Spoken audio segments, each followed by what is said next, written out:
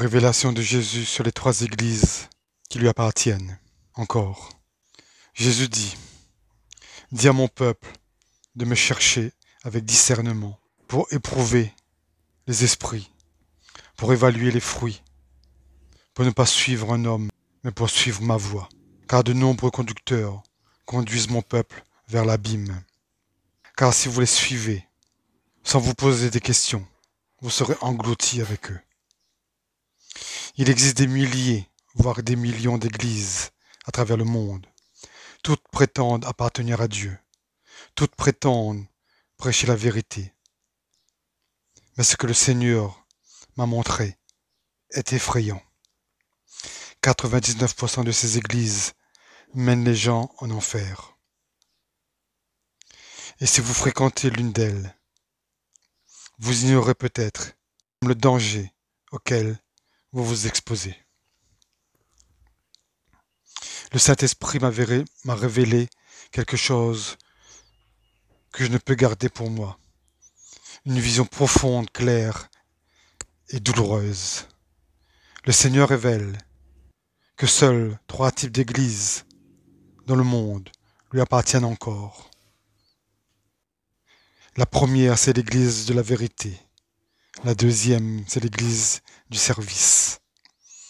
Et la troisième, c'est l'église de l'intercession. Vous allez comprendre lors de cette révélation de quoi parle Jésus. Au milieu du chaos, au milieu de la confusion, seules ces 3 églises m'appartiennent, dit Jésus. Elles n'ont ni renommée, ni marketing, ni foule de fidèles, mais elles sont à moi. Et je les préserve, comme j'ai préservé Élie au temps de la sécheresse. Je tremblais, car je sentais qu'il parlait avec douleur d'un cœur brisé. Jésus dit, avant de te montrer pourquoi tant de personnes ont été perdues, pourquoi tant de personnes sont tombées, pourquoi tant de personnes sont mortes spirituellement alors qu'elles allaient à l'église. Et seulement après cela, que je te montrerai ce qui m'appartient encore. À cet instant, j'ai compris que ce qu'il allait être révélé, ce n'était pas seulement une vision, c'était un jugement. J'ai compris que j'étais devant la vérité. Non pas la vérité que l'on dit, mais la vérité qui transforme. Jésus dit, dans le monde entier, mon Église est mise à l'épreuve, et ceux qui ne discernent pas le temps seront perdus, même s'ils se croient sauvés. J'ai senti une douleur monter en moi, la douleur de voir l'Évangile utilisé comme un produit, la douleur de voir des dirigeants se faire passer pour des saints, alors que les gens meurent de faim spirituellement. C'était comme si l'Esprit Saint me permettait de me souvenir, de tout revoir, de tout ressentir à nouveau. Mais cette fois, les yeux ouverts, et ce que j'ai vu était terrifiant. L'Église du monde entier était pleine, mais vide de Dieu. J'ai vu des temples gigantesques, des églises géantes, des bâtiments immenses, des écrans géants, des lumières, des effets spéciaux, des chœurs en harmonie, des pupitres au micro doré. Mais lorsque l'Esprit m'a donné le discernement, j'ai vu ce que l'œil humain ne peut pas voir. Les prières ne s'élevaient pas. Les louanges n'atteignaient pas les cieux. Les mots étaient beaux, mais creux. C'étaient des répétitions sans vie.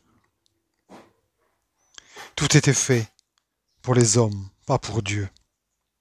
Et le peuple affamé applaudissait. Il chantait, il pleurait. Mais ce n'était pas de la repentance, c'était de l'émotion. De la manipulation émotionnelle. Un théâtre invisible, déguisé en adoration. J'ai vu des pasteurs qui ont bien commencé, mais qui ont tout vendu. Ceux qui prêchaient autrefois, en pleurant, prêchaient maintenant sous contrat. Des prédicateurs avec des objectifs précis. Des prédicateurs de scène. Des prédicateurs qui disent « Ainsi parle le Seigneur », sans même avoir prié pour l'entendre. Des missionnaires qui négociaient la dîme comme s'il s'agissait de marcher. Et lorsqu'ils tentent de se justifier, ils disent c'est pour l'œuvre. Mais l'œuvre est un luxe. Et les gens restent désorientés. Le ciel ne reconnaît pas ces mains sales. Pire encore, les foules suivent ces hommes comme s'ils étaient des dieux. Comme si Jésus n'était qu'un détail du culte, non son maître. J'ai aussi vu des petites églises cachées, mais toutes aussi corrompues. Des ministères de quartier, où la chair devenait un trône pour l'ego du dirigeant. Des églises où seuls ceux qui sont loin peuvent toucher les micros. Où la Bible devenait un outil pour manipuler les décisions. J'ai vu des gens exclus parce qu'ils étaient en désaccord avec le pasteur. J'ai vu des campagnes inventées pour récolter des offrandes inutiles. Et lorsque quelqu'un dénonçait ce qu'il voyait, il était montré comme un véritable rebelle. Ne touchez pas au prédicateur, vous êtes en rébellion. Jésus dit, les gens aiment les faux prophètes parce qu'ils leur disent ce qu'ils veulent entendre.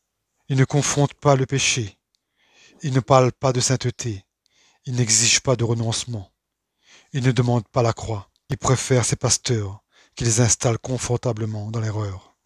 Et ainsi se forme le cycle de la tromperie. Des dirigeants vaniteux et des croyants paresseux, tous ensemble, dans des temples sans foi, sans feu. Dieu est à la porte, personne ne l'entend frapper. Jésus dit, mon nom est encore prononcé du haut des milliers d'autels dans les églises, mais mon esprit a été retiré de beaucoup d'entre elles. Et presque personne ne l'a remarqué. Ma présence a été échangée contre des applaudissements, ma parole contre du coaching, ma croix contre de fausses promesses de succès. C'est pourquoi il y a tant de désert qui se fait passer pour un temple. En entendant cela, je me suis remis à pleurer. Mais ce n'était pas seulement pour moi, c'était pour l'Église. L'Église qui s'était égarée, pensant que tout allait bien. Après cette douloureuse révélation de l'état de l'Église dans le monde, Jésus dit, tu dois voir ce qui se cache derrière les autels. Tu dois voir avec les yeux de l'esprit ce que beaucoup de gens refusent d'admettre. La première vision se trouvait dans un temple gigantesque, lumière colorée, musique forte, des gens criant, sautant, pleurant, tout semblait vivant. Mais lorsque l'esprit m'a ouvert les yeux spirituels, je me suis figé. Derrière l'autel, le prédicateur, le pasteur, j'ai vu une silhouette sombre, un homme bien habillé, tenant une Bible ouverte, mais les yeux vides. Et derrière lui, comme une ombre collée à son corps, se tenait une créature difforme et sombre, aux yeux flamboyants, et à la bouche pleine de dents acérées. C'était un démon. Il murmurait à l'oreille du prédicateur, et le prédicateur répétait chaque mot dans le microphone, comme si c'était la voix de Dieu. La deuxième vision fut celle-là, dans une petite église, cette fois-ci. Un service plus simple. Mais là, Jésus a révélé quelque chose de troublant. Le pasteur priait, les yeux fermés, mais ses pensées étaient tournées vers les chiffres, les objectifs financiers et l'envie du ministère voisin. Derrière lui, j'ai vu des serpents enroulés autour des instruments de musique et un trône noir érigé dans un coin de l'autel. J'ai demandé au Seigneur, mais il chante des cantiques, il prie. Mais Jésus répondit, oui, mais pour moi, ce n'est pas le cas. Cet autel a été profané il y a des années. Il célèbre des services, mais le Saint-Esprit n'est plus là. J'ai frissonné de tout mon corps. J'ai pleuré. J'ai vu des églises organisées, des campagnes prophétiques où les gens faisaient des offrandes sous l'emprise de l'émotion. J'ai vu des responsables imposer les mains sur la tête des fidèles, le cœur empreint de haine et de vanité. J'ai vu des services où le nom de Jésus était crié, mais où sa présence était absente. Et dans beaucoup de ces endroits, j'ai vu des démons sourire, assis sur des bancs, applaudissant, le nourrissant d'idolâtrie, d'ignorance, de vanité et d'orgueil spirituel. Lorsque j'ai demandé au Seigneur pourquoi cela se produit-il, il a répondu, avec douleur, parce que mon peuple aime la tromperie. Et puis il m'a montré les coulisses.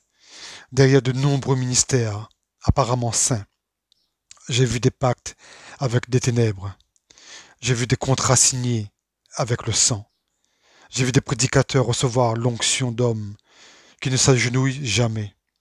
J'ai vu des dirigeants rechercher le pouvoir, la gloire et la visibilité au lieu de sauver des âmes.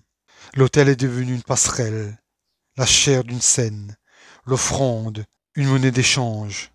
L'onction est mise en scène. Jésus dit, beaucoup utilisent mon nom, mais ils servent l'esprit de l'Antéchrist. Et des milliers suivent aveuglément. Ces hommes pensent me servir, mais ils servent l'Antéchrist. Ils servent le démon. Le Seigneur dit, je t'ai montré le désert, je t'ai montré le jardin, je t'ai montré les faux autels. Maintenant, je vais te montrer ce qui m'appartient encore. Mais avant cela, sois prévenu, le temps presse. Quiconque continue de suivre les apparences sera emporté par le courant de la perdition. Je me tenais à genoux, je tremblais, je pleurais.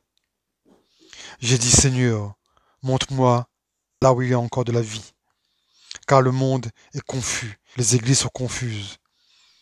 Ta voix doit être entendue. Jésus dit, il est temps.